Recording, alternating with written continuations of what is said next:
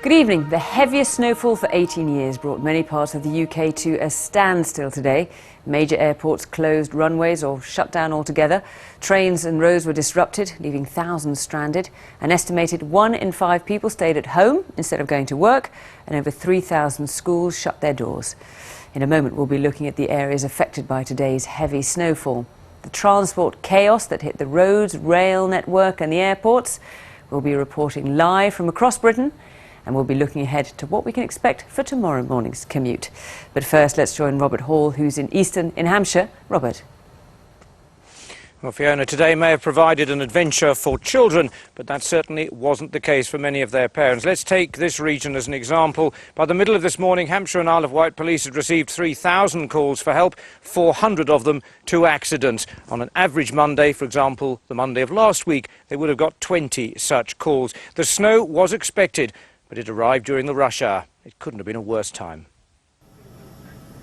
A snapshot of Monday misery and a taste of what was in store. Rush hour overload on the M25 reduced to a crawl by a series of lane closures, accidents and breakdowns. In London, early risers had emerged to this.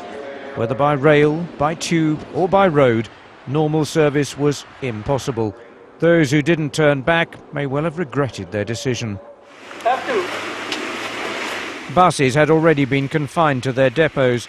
In some areas it was simply too dangerous to operate, leaving drivers to find other ways of filling their time. London's mayor said the capital had done all it could to keep transport moving. I think we've done pretty well in what are absolutely extraordinary circumstances. I mean, there's no doubt about it, this is the right kind of snow, it's just the wrong kind of quantities. In the capital and beyond, the gritting teams had been working through the night, but their first priorities were major routes. For much of the day, side roads remained treacherous, journeys long and often daunting. I joined RAC patrolman Richard Fitzwater in the Thames Valley. Motoring organisations had reported hundreds of calls. In northeastern England and across affected areas, schools and colleges closed their doors. More than 3,000 made that decision today. Many closures will extend into tomorrow. I'm pulling my sled through Antarctica! A bonus for pupils for whom this is a huge adventure. In York, where some schools did open, the blanket of snow offered a chance to use alternative transport. In Brighton, more unaccustomed to the Siberian chill, empty streets became a huge playground. We've not seen it like this for years. My dad said we haven't had this much snow for 10 years! That's right. And it hasn't been snowing like this since I've been alive, really. They couldn't get enough teachers in, so we're down here. Whereas they couldn't get in. Tonight, police warnings and gloomy forecasts did appear to have deterred travellers. This is the M62 Trans-Pennine route. Temperatures remain below zero, heralding another long night for those struggling to keep the UK moving. Probably a wise decision on the Pennines, because the forecasters say they could get another foot of snow there overnight. The advice, it's probably worth repeating it again, the police have been saying it all day, don't travel unless you have to. If you do go out, take warm clothes in case the unexpected happens. Take a spade to help you out if the roads, as the cases here, are treacherous, and make sure your car is full of petrol. Those are the precautions everybody must take. Fiona. Thank you very much. So could any of this have been avoided? After all, the snow had been forecast and there had been plenty of severe weather warnings, yet millions faced disruption. Over 3,000 schools have been closed, 6.4 million people couldn't get to work, according to one estimate, and the total cost to the economy is thought to be £1.2 billion. Here's our transport correspondent, Tom Simons. A very British snowstorm. It starts falling and we grind to a halt.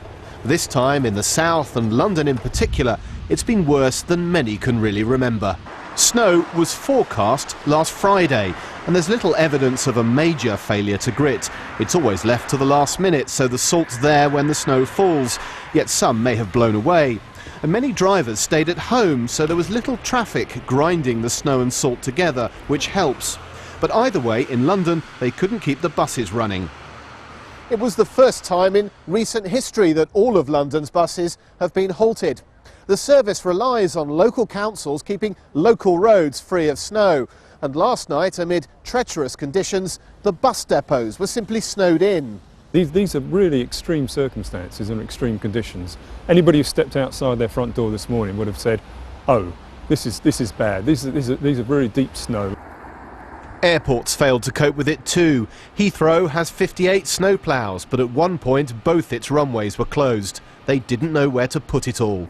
This Cypriot jet taxied off the taxiway. The pilot couldn't see where it ended and the grass began. At airports across Britain, this was Luton, thousands of passengers have been disrupted.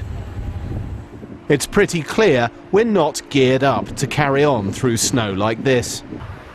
But could we do more to prepare and respond? The question is, would it be worth it? We're not a Stockholm, we're not a Moscow, we're not a Budapest. But if we did want to prepare for this, it would mean a level of investment in making sure that points on railway lines don't freeze over, putting ploughs in the front of snow ploughs in the front of buses and trains. You can make investment like that, but I'm not convinced that the economic return stacks up. Tonight, rail passengers struggled home. Many services south of London are suspended, others are delayed. There'll be an economic impact. But unless we decide to spend more on coping with the cold, we'll have to take the hit. Tom Simons, BBC News, Central London. Well, there's been more heavy snowfall this evening, this time affecting northern England and Scotland.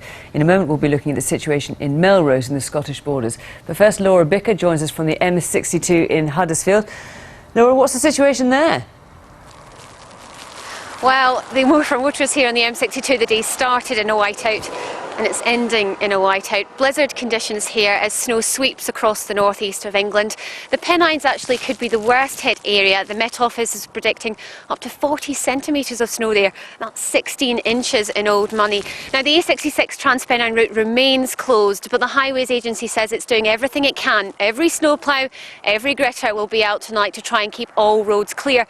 But in some cases, it's just falling too fast for them to keep those routes clear. Well, if your child goes to school in Bradford tomorrow, you might want to know that all schools there are actually closed. So if your school child there, tomorrow's lessons will mostly be about sledging.